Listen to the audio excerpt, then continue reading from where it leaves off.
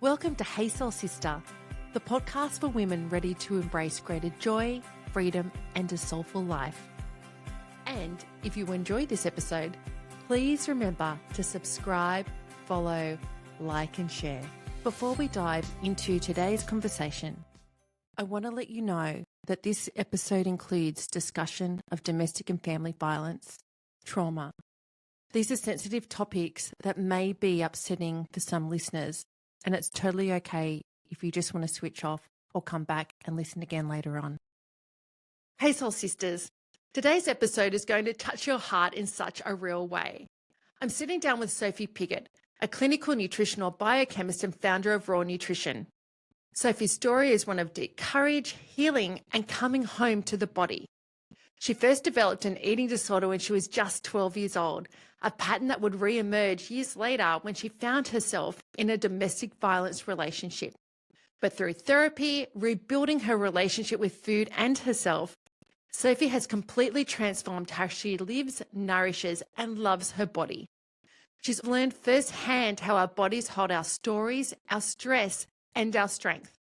Now as she steps into a new chapter, 4 months pregnant, an entrepreneur and founder of the Raw Nutrition brand, helping women all over the world reconnect with their bodies through holistic nutrition, Sophie shares what it means to heal from the inside out. Hey Soph, welcome to Hey Soul Sista. Thanks for having me. I'm so excited. Yeah, I'm excited to have you on, especially because we pretty much just spent a weekend together. We did. A week ago at your Raw retreat. Yeah, in Byron. Which was 4 days of bliss. Yeah, it was beautiful. Yeah. And at the first time we met, which was amazing. Oh, absolutely. I had seen your retreat advertised through Rosie at Grace movement and thought, you know what, that looks fun. A chance to go to Soma in Byron Bay and spend 3-4 days doing soulful things, things that are good for our body, mind, and soul with you. Yes, and you brought your 3 beautiful friends. Yes, Joey, JC, and Renee. Yeah, it's so nice to have you guys. So because I didn't really actually know too much about you, but I thought I'm going to go and do this retreat, it was great to actually learn a bit about you and some of the amazing things that you've done and are doing and things that you've been through. You've had a pretty intense, hectic life journey so far for somebody who's 27? 28. 28? Yeah. I've lived many lives already. You really have. And that's why I was so excited to have you on Hey Soul Sista, because I think you have a really an interesting journey to share where you've been through a lot and you've learnt a lot. And now you're in the world helping other people. Yes. Yes. So first of all, you are a holistic biochemist. Yeah, nutritional biochemist. Yeah. Okay, so tell us what that is. So I went to uni and did nutritional medicine and then did an extra degree on top of that in biochemistry. So I combined the two and I do nutritional consulting and also take people's bloods. So that's where the biochemistry comes into it. Wow. Very interesting. It's very different to what anyone else does in Newcastle. So if I came to you, and I'm actually thinking maybe I will. Absolutely. So if I came to you, you would take my bloods. Yes. And what would you be looking for? So we just take a little drop of blood. It's not anything crazy. Okay, we're not IVing. No. Yeah. And we look at your blood under a microscope and your blood will come up on the screen. So you'll get to see all your blood cells and everything that's happening, which is why I love it, because you can actually see what your own blood looks like. And then we go through it all, and over the next few months working together, you can see the changes in your blood. And yeah, it's incredible. Very motivating for people too. So what does your blood look like if you're not very well? So the red cells will all be clumped and stuck together, which indicates a lot of inflammation. Yeah, and you can see liver stress. So you have this stuff called fibrin all throughout your blood if your liver's not functioning properly, which can increase blood pressure and cause all sorts of issues. You can see lots of gut stuff like leaky gut, bacteria, parasites.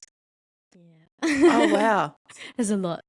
What about iron levels? Can you see that? You can see indications of low iron, in the red blood cells. Okay. What about for women in midlife? I know there's a lot of women who listen to Hey Soul Sista Mhm. who are in midlife, some perimenopausal, some menopausal. So what would be some of the things that you would look for a woman in midlife? Yep. So the only thing that the live blood analysis can't see is hormones. So Okay. unfortunately, but I always send people for further testing, or before they come in, they'll get their hormones tested by blood test or saliva test.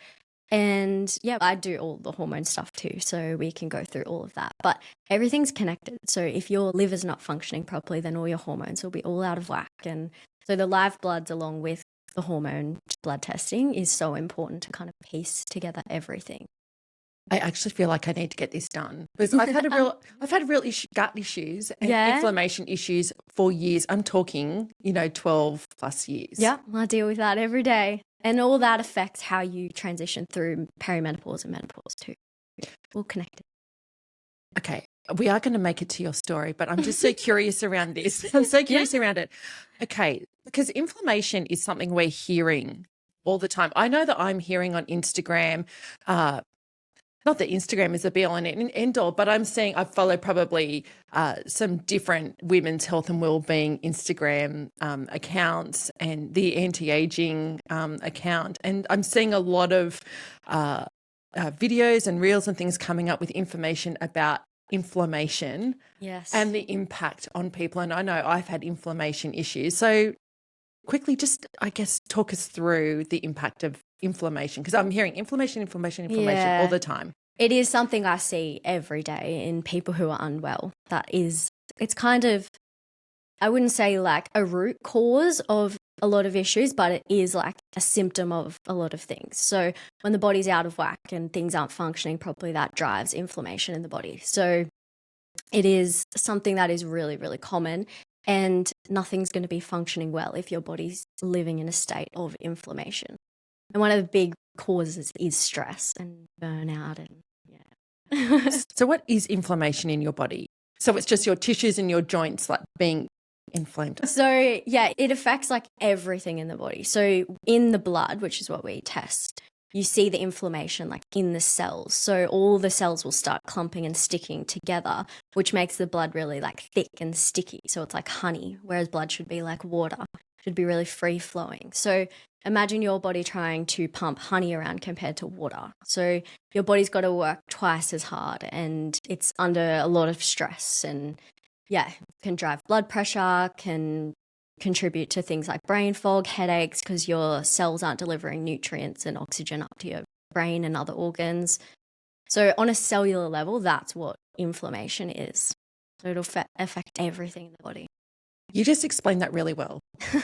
I actually I've never heard anybody explain it like that. Yeah, well, I guess you can explain it lots of ways, but what I work with is the cells and the blood. So that's how I see the inflammation's impact. But that does make sense. Yeah. That your body it's putting your body under stress because your body is working that much harder. Yeah. And blood goes everywhere throughout the body. So if your blood's not healthy and good, then nothing is functioning properly. If I came to see you and my blood is not looking good, which I'm going to do because I'm so curious, I want to see what my blood looks like. I'd love to help you. I'm literally like, what's going to be uncovered? Yeah, you never know what you're going to find, which is the fun part. So every client's just so different, and you just never know what it's going to bring. And so then you go on the healing journey. Yeah, so we do a lot of dietary changes, lifestyle changes, supplements, that kind of stuff. I'm so curious around this. You have to come see me. Yes, I will. And I feel like we need to do a little video thing around that. Yeah, absolutely. Yeah, let's do that. Let's make that happen. Yeah. I love it. Okay. Tell us about how you first became interested in this whole topic of the body and food and nutrition and your blood. So it was a bit of a journey. I, straight out of school, wanted to join the police force, actually. So I started a uni degree in criminal justice and was, training to enter the police force, which was crazy. And then I did a year of traveling, did a gap year after studying policing for a year. And when I was traveling was when I kind of found my love for health and wellness. So this was around 19, I think I was. And prior to that, I had an eating disorder for many, many years.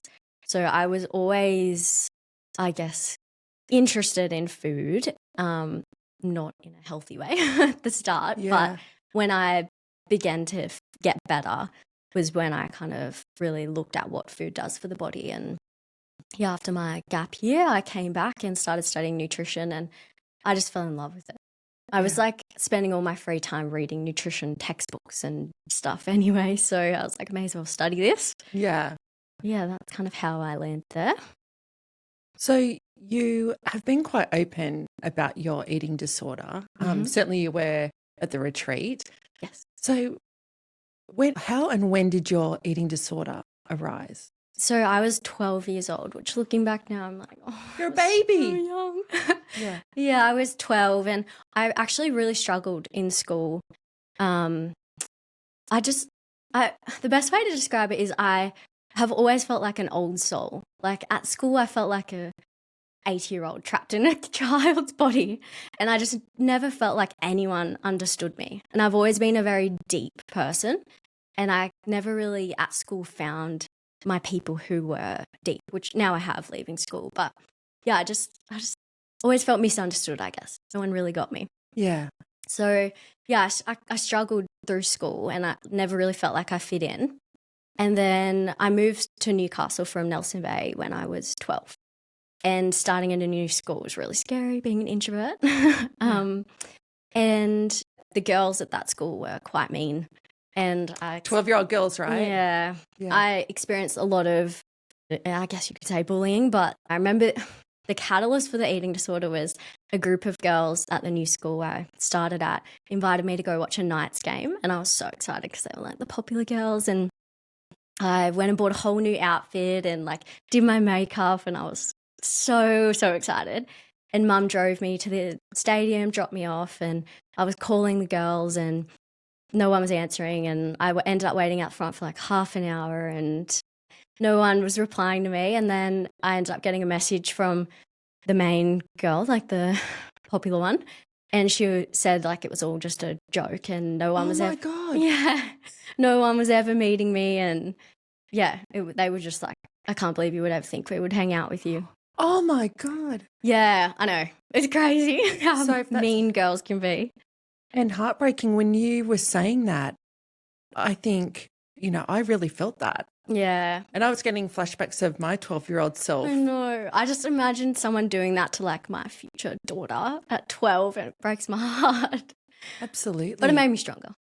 Well, I can imagine that shifted your worldview. Yeah. Yeah. So I guess that's where that I remember like so clearly that was the catalyst for the eating disorder, because like I've always been a really nice person and I always was confident in my personality. So I was like, it's not my personality, it must be how I look, and that's why they don't like me. So I guess the only thing I felt like I could control was how I looked in my body. So that's where the eating disorder all kicked off. Which now, looking at you as this beautiful 28-year-old woman who is confident, who's running retreats. Yeah. I look and I'm like, oh, wow, you are such a beautiful person inside and out. It actually breaks my heart, and I can imagine your mums and other women who are listening to this, our hearts are going out for that 12-year-old you. Yeah. It was a long journey to realise that it's not about what you look like at all. It's about what's inside. So how did that show up, the eating disorder for you?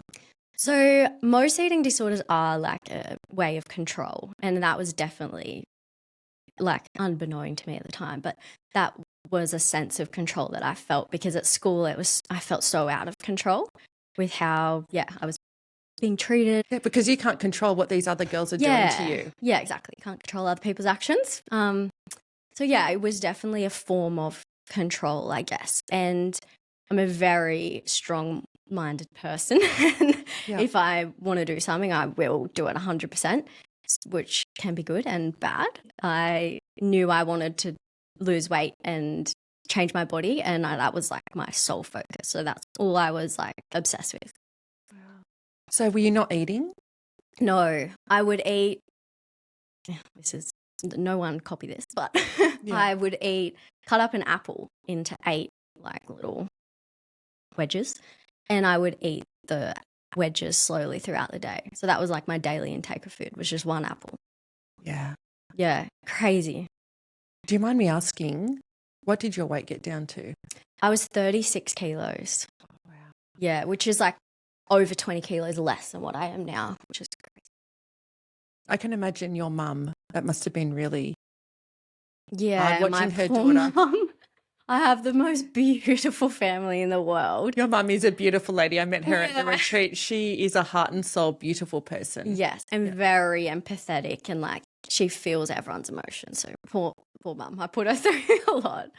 But yeah, I had the best upbringing, best family in the world. So Yeah. I feel bad for what I put them through because it was traumatic for them too. But you're a baby. Yeah. Yeah, I you was were- mentally not well, and I could not see how much it was hurting everyone else. I can see that now. Yeah, because you were 12 years old. You're a young Yeah. girl, Yeah. just trying to find your way through the world. And I imagine that's something that you thought that was a path. Yeah. So how long did that go for, that pattern, the poor eating pattern, the eating disorder? So until I would say when I went traveling, I still definitely had an eating disorder.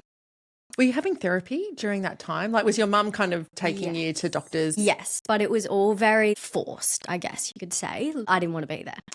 Yeah. So my older brother would pick me up and put me in the car, and I'd be kicking and screaming like, I don't want to go. And he'd be like, you have to. So the whole family was just trying to get me better, but I didn't want to get better.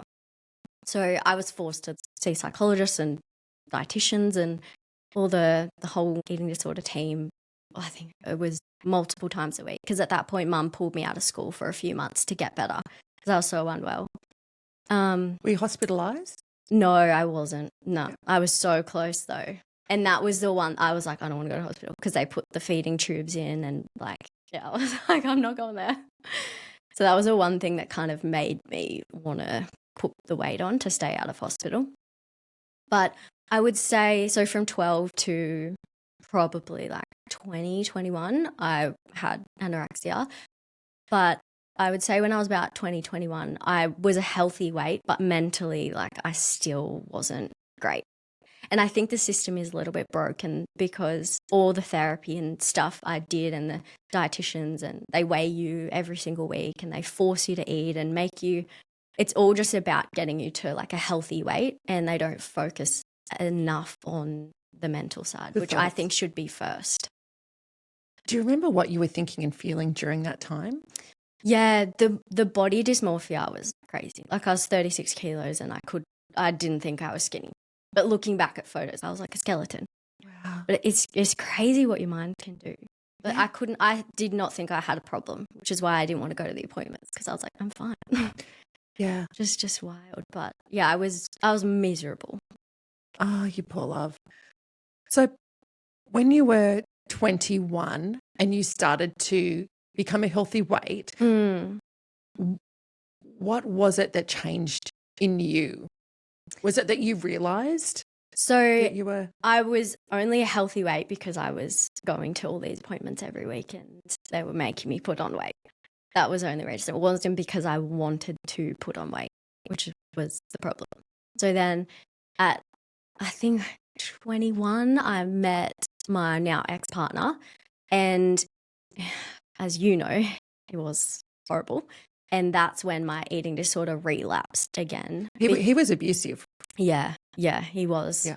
Which I know you shared with me, Yeah. that it was a domestically violent relationship, which I know. 21.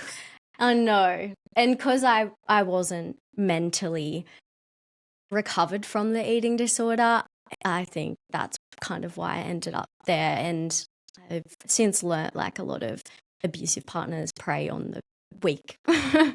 And I wasn't confident or mentally strong enough to, I guess, realise that his behaviours were damaging. Yeah. And you know what? We see that with Got Your Back Sister. We Yeah. see often beautiful young women who probably are vulnerable, maybe because things have happened to them in their life. And we see that and we're like, they're like preyed upon. Yeah. It's like they don't realise there's these predators, abusers. Yeah. They kind of seem to figure out, oh, she's one I can manipulate. Yeah, exactly. They don't go for the strong ones. Yeah. Yeah.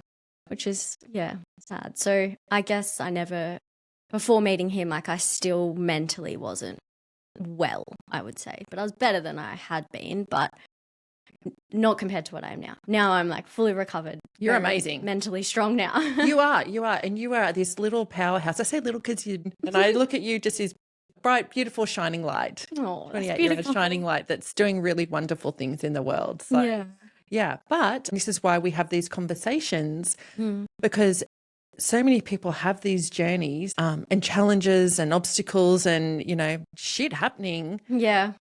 But you can make it through, people can make it through, and then Absolutely. you can become the shining light. And that's why I think it's really beautiful and important and love that you're sharing your story because people would probably look at you and think, oh, look at this intelligent, smart, wonderful woman. She's got it all. And it's like, you never know what people are going through or have been through. You never know. No. And the thing is that you can get through those times, right? Yeah, absolutely. And that's why I love sharing my story because I never thought I would be where I am now. Like looking back even like 6-7 years ago, I was suicidal. I thought that was the only way out. And now I never could have imagined the life I live. Yeah. There's always light at the end of the tunnel. So you just mentioned that you were suicidal. What do you remember what it was that brought those suicidal thoughts on? Yes. So I left that abusive relationship and I was just a shell of a person. Like he stripped everything from me, my confidence, my self-worth. So I felt like I was starting at the absolute bottom all over again. And yeah, it was awful. When you say that he stripped everything from you, your self-worth, was it from the emotional abuse? Was he verbally abusive, physically abusive? So I was with him for 2 years and as you would know, it's slow. It's very slow. Absolutely. And just little red flags constantly throughout the way. So like for the most of the 2 years, it was all emotional abuse. It was like he isolated me from all of my friends, all of my family. Like not one person knew that our relationship was the way it was. Everyone thought we were super happy, which is crazy because I'm so close with my family. Like to think that I kept that from them. Yeah. Well, I saw that. I saw that with you and your mum at the retreat. Yeah. Yeah. So, yeah, it was like the social isolation. He would choose my outfits for me every day. I just like lost the whole sense of myself and the things I love, like going to yoga. Like I wasn't allowed to do that because I had to be home cooking him dinner when he got home from work or I was in big trouble. And I was just constantly living in a state of anxiety. Like, so he would scream at you? Yeah, he'd yell. He'd snap. But then like the next day he was like, oh, such a lovely person again. He like had these two sides, which was so hard because you loved the nice side. But then he'd snap and yeah, it was very confusing, the 2 years. And then at the end of the 2 years was the first time he was ever physically abusive. And that was the point where I was like, this isn't good. Like, what have I done? What have I got myself into? You knew. I knew that wasn't okay. Because up until then, he made me feel like I was the problem because I had chronic anxiety because of him. I didn't have anxiety before I met him. But he'd be like, you're so lucky I am with you because no one else would ever be with you because you have so many mental health issues. And I'd believe that. I think like, I'm so lucky he loves me because no one else ever would. So yeah, he kind of made me think I was the problem. And then when he'd snap and get angry, like it was because I pushed him to do that. Yeah, that's the emotional abuse. Yeah. And the gaslighting. Yeah. When he's convincing you that you're crazy, you're the problem. Yes. That's classic gaslighting there. And emotional abuse and the coercive control around there. You have to be cooking. You can't see anybody. I'm going to pick your outfits. That's total, because coercive control is power and control over a person, and that's what he was doing to you. Exactly. And like he wouldn't let me pay for one thing, like the whole 2 years we were together. Like he controlled all the money. Like, so I felt very trapped. But it wasn't until the moment that he was like physically abusive that I was like, I'm not the problem. He is. Wow. So that was the point where I got out. Well, good on you. Yeah. I'm glad it was only 2 years. Could have been a lot longer. And you know what? For some people, it is. It's a lifelong journey because they don't have their deal breaker moment, their physical abuse. Yeah. I'm guessing, and you've mentioned this before, that you had lovely parents and lovely role models. Yep. So you're probably going, he's abusive to you, physically Yes. abusive. You're like, damn. Yes, exactly. Yeah. I just knew that wasn't right. Yeah. Like no matter what I did, that should never, ever, ever happen in a relationship. Never okay, right? No, never. Never. So what did you do then? Did you like leave the next day? Did you have to put a plan in place to leave? So I think it was about a week later from memory. This was like 7 years ago. So my memory's a bit foggy, but it was like within a week I was like, how am I going to get out of this? And one night he was in the shower and I just left. And I slept in my car that night because I knew mum and dad's heart would break if they knew what was happening. So I slept in my car and I was like, I'll figure out the rest tomorrow. But I just knew I had to leave because that night he was in the shower. He was really, really angry again. And I knew he was at the anger level where he was about to be physically abusive again. And I was like, no, I got to go.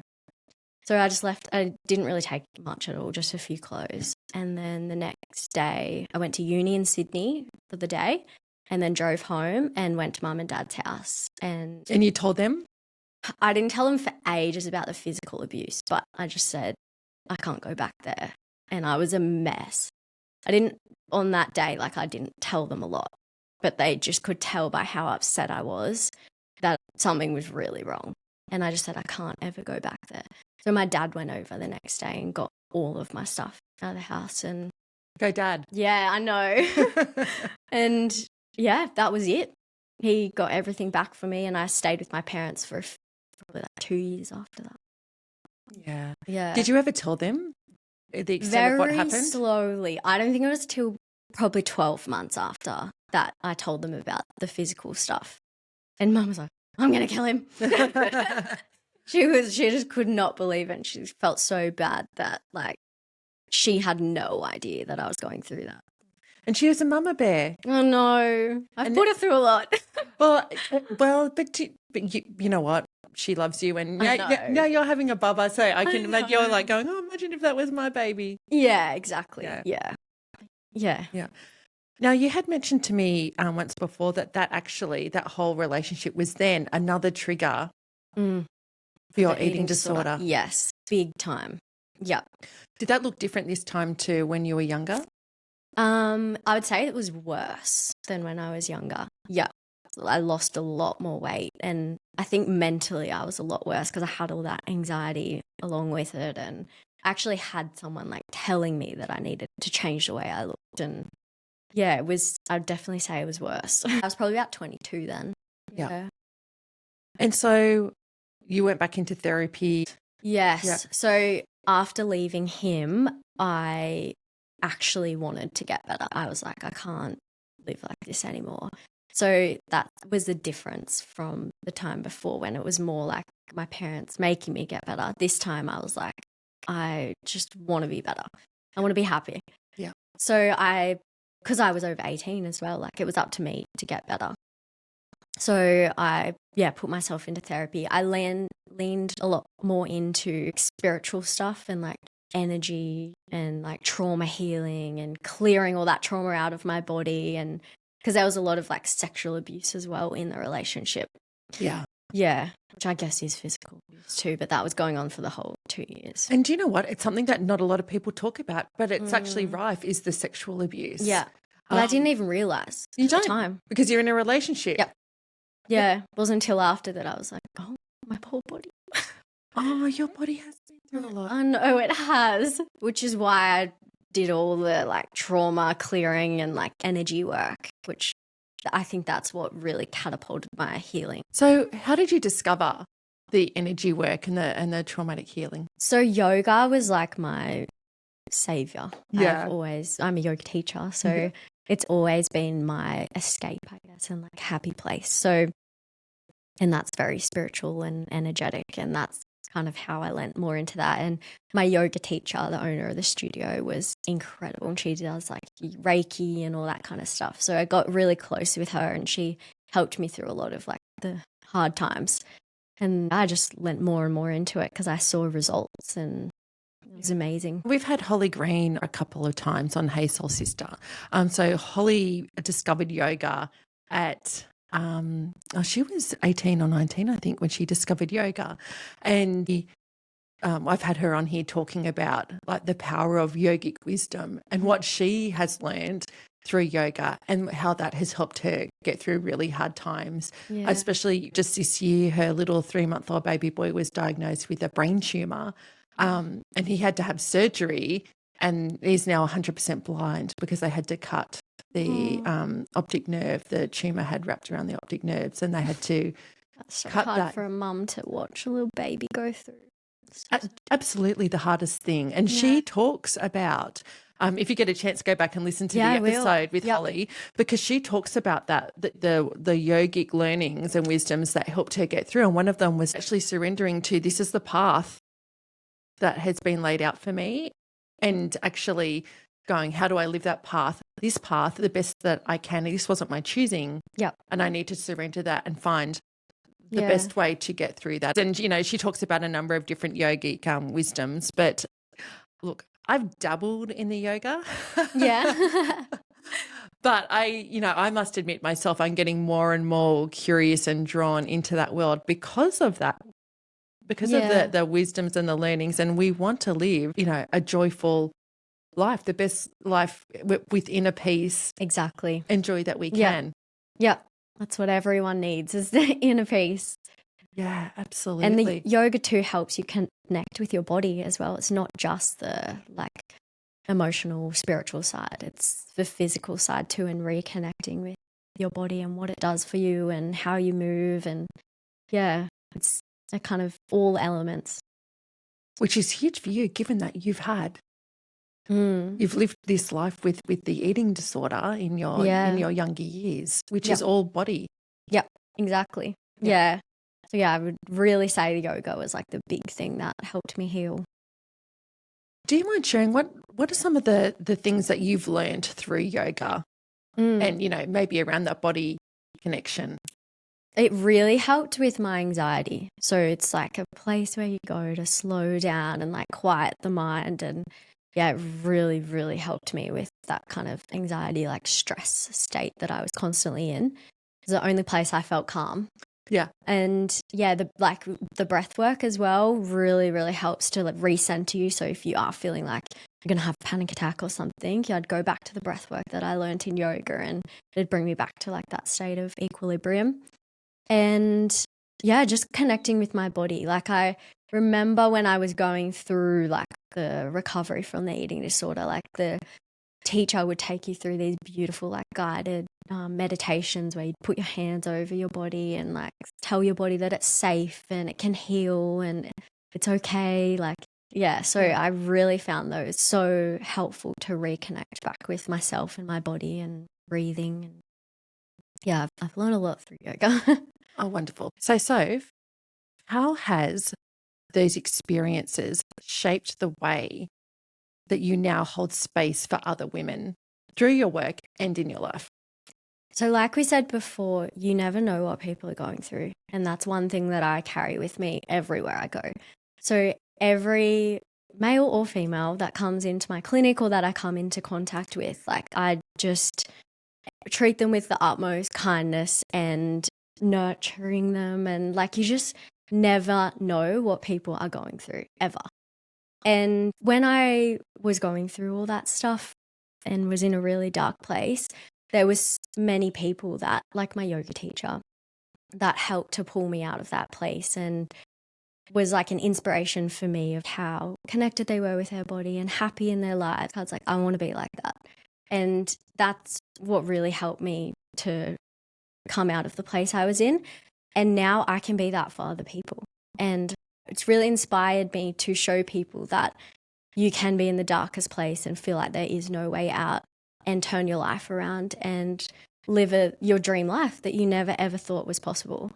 And I can pull people out of those dark places and give them inspiration and hope and kindness. And yeah, I feel like I carry that with me a lot through everything I do and every person I meet. Which I witnessed that at your retreat. It's just wonderful. God. So who's your yoga teacher? We're going to give her a shout out. Her name is Jackie from the Open Mind Space. Ah, the Open Mind Space. Yeah. Yes, I know. She's the owner. Yeah. Yep. I went there and did an astrology intro course a couple of months ago. Yeah. Yep. Yeah, they do amazing workshops there. It's incredible. She got me through a lot. Shout out to Jackie. Yeah, she's a beautiful human. And Cool. she's also been through a lot in her own life. And she gets it. And I love the sense of pay it forward that you have. Yeah. Yeah. Because, and I think it's something that when you have been through a really rough time, you make the choice, right? Yep. You go, okay, how am I going to live moving forward? And you've gone into that. Okay, who am I going to be now? Yep. How am I going to show up in the world now? Yeah. And you go through it for a reason. And I feel like I need to do good with it. Like everything I've been through didn't happen for no reason. It's made me the person I am today and made me want to help other people that are going through that to see the other side of it. Absolutely. I had breast cancer when I was younger, and I was in my 30s when I had breast cancer, which is considered young. Yeah. And I totally had that sense. I was like, oh my goodness, how blessed am I that I got through this horrendous time of surgery and chemotherapy and radiation treatment. And how do I then go on and live my life? Yeah, it changes you. It changes you. You're not the same person you were before. Absolutely. And it's a choice as well to go, hey, actually, Yeah. I feel that sense that I need to do good in the world because I've been given a second chance. Yeah. Yeah. And actually just touching on that, now we are not just going to be doom and gloom this whole episode. It's not doom and gloom. But you've also had melanoma Yeah. a couple of times. Yeah, twice. Yes. First one when I was 24, I think I was. Yeah. So very young, which was, another huge shock. Yeah. Life's full of surprises. They got that early enough to be able to cut it out. Yes, so it was an invasive stage 2 melanoma, which was quite scary at the time because that's not a great diagnosis to have. It was all fine. They cut it out. I just get 3 monthly checks, regular monitoring. And then this year I had my second one, which was only a stage 0. So they caught that one really early. But yeah, it's probably something that is going to be a lifelong thing. 3 monthly checks for the rest of my life. But because it's interesting, cancer is something that a lot of people think is an older person's issue. It's not. It's not. Well, especially not in terms of melanoma. Yeah. And you do think you're invincible when you're younger. I definitely did. And I spent a lot of years tanning and not looking after my skin. You've got a lovely olive skin too. Really? I never go in the sun. Yeah. Well, because I there's usually a bit of a perception that people with more olive skin don't get skin cancer. Which is what I always thought. So if you saw me when I did go in the sun, I was so brown and I never thought I could get skin cancer because I had beautiful olive brown tan skin. I always thought it was like the redheads with pale skin. Yeah. But it's not. Anyone can get it. Yeah. So that was a big wake-up call too. Yeah, absolutely. So what have you learned about the connection between emotional well-being and physical health and how the body often speaks when it's out of alignment with your soul? The connection between the two is everything. You can't be physically well if you're not emotionally well. And like I said before, trauma is stored in the body and you can't heal physically unless you deal with the emotional stuff because your body knows, your body remembers. So it's everything, which is what I do with my clients. You can't just focus on the physical stuff. Even though I do love the physical stuff and the science behind it all and everything, it is an element of it, but you need to heal both the physical and emotional because the body is so multifaceted and it's not just one dimensional. Yeah. So through the work that you're doing, are you able to, you're looking at people's blood, you're looking at their biochemistry, you're looking at their physical health. Yep. So how do you then identify, I guess, if there's emotional issues there? So I've realized I am part psychologist, part nutritionist. People just come into my office and they just break down a lot of the time. And I don't even really need to ask that many questions. The environment I try and create is safety and judgment free. So I think a lot of people feel really safe when they come into my office to unload Yeah. Which I love because I can't help them get better unless I know emotionally what is going on as well. Mind-body connection, right? Exactly. So a lot of the time it is stress and burnout, and like just women are so hard on themselves all the time, whether that's because they don't feel like they're being the best mother or because they're being too hard on their body and what they look like. It's all part of it, and we work on all that side of things too. Yeah, that's wonderful. So are they some of the more common things that you see in women's well-being, the stress, the burnout? Yeah, definitely. Yeah. Women hold so much responsibility and so much emotional and mental load. So the stress and burnout is a huge one. But yeah, also being really hard on themselves and hard on their physical appearance and their body. But yeah, we just try and go back to the basics of nourishing your body and looking after it. And I try and teach women that is the number one. That is your number one priority, looking after yourself and nourishing your body before you look after anyone else. Because that's where they fall down a lot. So what are some simple nourishing practices that you believe can help women reconnect with their bodies? So my number one is my morning routine. So I get up about 5:30 every morning and make my matcha, of course. We'll get onto that in a minute, yes. Yeah. And I go and sit out on my back deck and have like 20 to 30 minutes just quiet time to myself. And that, like, just doing nothing but focusing on every sip of my matcha and just watching the birds or the sunrise or whatever it is. And yeah, I found that ritual and practice every morning just helped my mental state, helped me stay calm for the day, helped me reconnect with myself and have that time to just sit and in peace and think about the day and think about what thoughts are coming up. And that's my probably number one thing, is Having that time for yourself. having that time for yourself and starting your day that way. And having, if it's not matcha, like your coffee, your cacao, juice, whatever it is that you're like, I'm nourishing my body right now. Like, this feels really good. I'm doing something for myself. That's how every day should start. Something for you. Well, it's interesting because it's one of the things that I talk about a fair bit through different various episodes of Hey Soul Sista is the daily practice. Yep. And how that looks different for everybody. Yeah, and it's the 1%ers. Like, it's what you do every day. Those little tiny things that might seem small, that's what adds up. Yeah. I've started journaling probably in the last 2 months because I saw Liz Gilbert talking to Oprah about her journaling. So I've started doing that. I was doing a breathwork practice every day. And anyway, I thought, you know what, Liz Gilbert, I heard her talking about how she journals and she starts off going, "Do you love what is it that I need to know today?" Yep. And so I've started doing that. And it's a really powerful daily practice. It takes 10 minutes. Yep. But I do it on the front journaling. veranda, first thing in the morning with my coffee. Yep. And the things that just come out. I know. And I just sit there and with no intention, just what's going to come out. Yep. And it's amazing. And it's such a beautiful start to the day. So that's another nourishing daily practice. I love that. I love journaling. Yeah. Because you don't realize the millions of thoughts that are going through your head all day, every day. So it's so nice to just dump them on some paper and it really clears your mind. And interestingly, Robin Sharma, who wrote the 5 a.m. Club. Oh, yeah. Yep. One of his key principles is getting up at 5 a.m. when you've got that 1 hour between 5 and 6 where you just have that for yourself. Yep. And it's different that looks different for everybody. Yes, it does. Yeah. And like matcha and sitting on a balcony is not for everyone. Like, you create your own version of that. Might be going to Pilates or going for an ocean swim at sunrise. Like, you do what feels good for you because, everyone's so different. So busy women, busy soul sisters listening to this,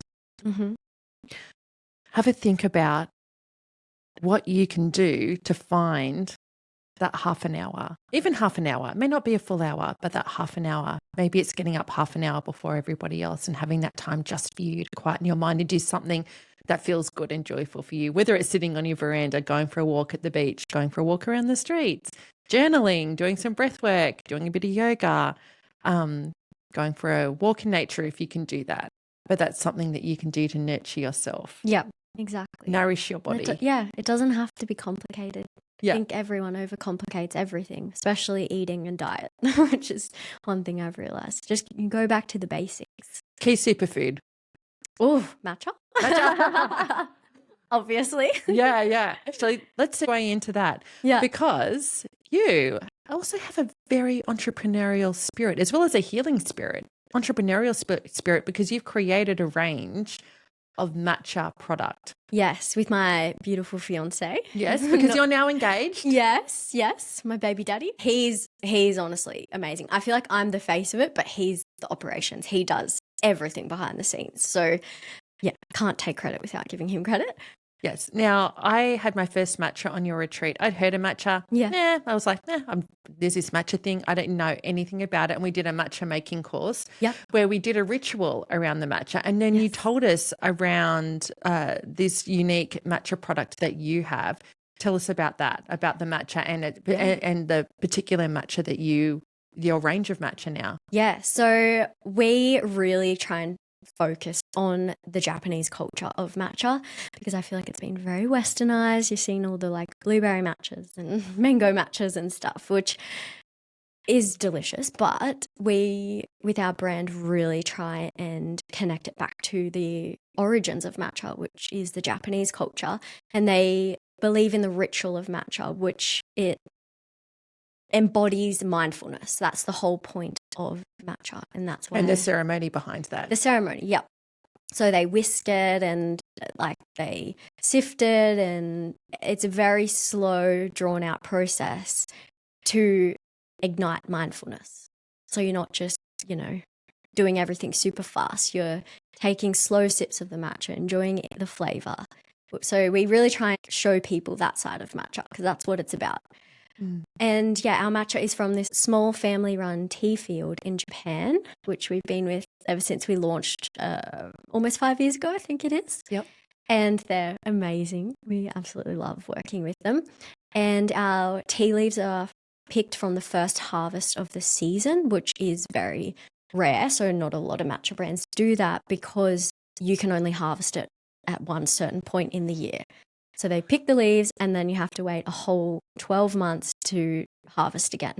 So our matcha is very hard to find and it is the best you can get. So those young tea leaves are the best of the best. So they're super sweet, super green, which makes our matcha different from a lot of other matchas.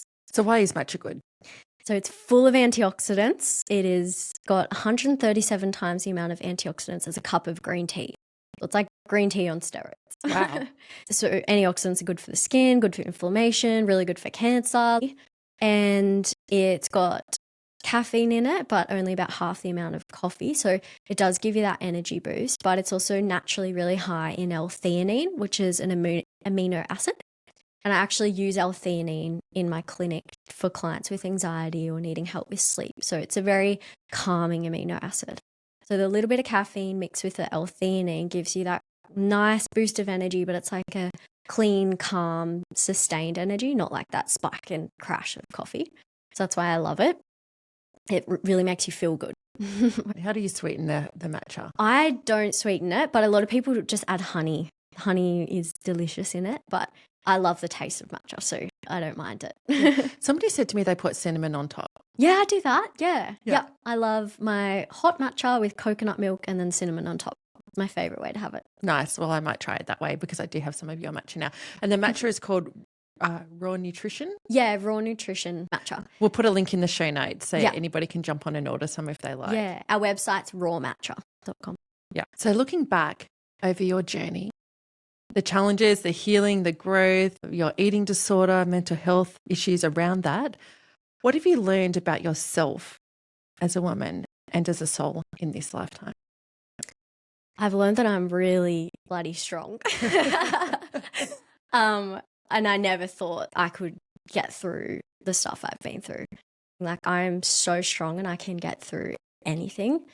And it's really taught me that I am put on this earth to help other people see that in themselves too. Because if I can get through what I went through, anyone can get through what they're currently going through.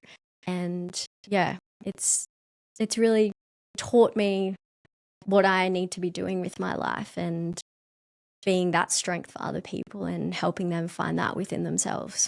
What has it taught you about other people? It's taught me that you never know what people are going through. And like I've said already, and you just have to be empathetic and compassionate and kind to everyone you meet, because you just don't know. Yeah.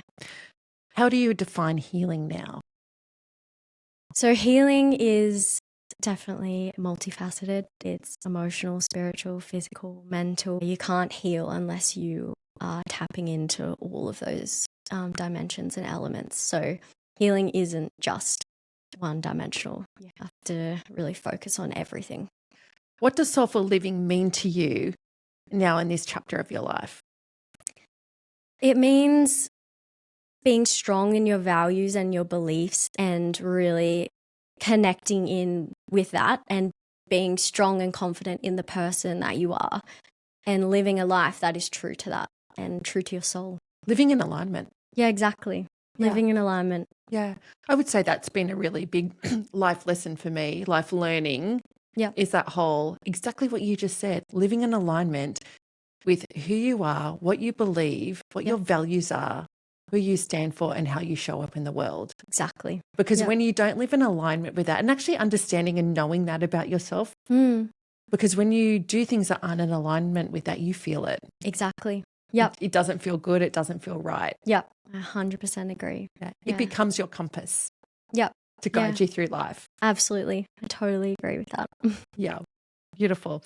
Okay. If you could whisper one message to your younger self, the younger Sophie, what would you whisper to her? I would say you are so much stronger than you realize, and you can get through anything. And all that matters in this world is the person that you are and your soul, and carry that kindness and empathetic nature throughout your entire life, because it doesn't matter what you look like. It matters what's inside. So thanks so much for coming and sharing your story, your journey, because it is a very, very personal one. And it's one that necessarily some people don't want to talk about. Yeah. So thanks for having the courage to come and share your story with all of us and what you've learned and how that has guided you through your life to now be out doing wonderful work in the world, helping other people with their mind, their body, their spirit. It was my pleasure. Yes. So tell us how people connect with you. So our Instagram pages, we've got Raw Retreat, we've got Raw Nutrition by Soph, and then my personal one, which is Sophie Pigott. And we'll be starting one soon called Raw Matcha. So there's a lot going on.